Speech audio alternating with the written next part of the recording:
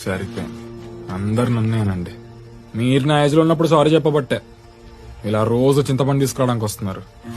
Sorry చెప్పాలండి. నేను భయపడి మా ఆవిడ మాట వింటలేదయ్యా, ఇష్టపడి వింటున్నాను. నేను నీలాగే ఉండేవాడిని. పెళ్ళాం లేకపోతే ఫ్రీడమ్ ఉంటుంది, ప్రతిదీ దానికి చెప్పేది ఏమిటని ఈజీగా తీసుకున్నాను. కానీ 2 ఏళ్ల క్రితం మా ఆవిడకి ఆల్జైమర్స్ వచ్చింది.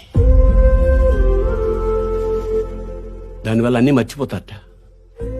దాని ఫ్రెండ్స్ని, తమ్ముళ్ళని, నాన్నను కూడా మర్చిపోయింది. ఫోటో చూపించినా గుర్తుపట్టలేదు. కానీ అదేంటో నన్ను మాత్రం మర్చిపోలేదు. 1-2 50 ఏళ్ల ప్రయాణం. పొద్దున్న లేచి నా కాఫీ ఇస్తుంది, వంట చేస్తుంది, తిన్నారా లేదా అని అడుగుతుంది, చారు పెడతాను చింతపండు తెమ్మంటుంది, మళ్ళీ అన్ని మర్చిపోతుంది. Next day same. 50 ఏళ్ల నుంచి నా గురించే ఆలోచిస్తుంది కాబట్టి నన్ను మర్చిపోలేదు.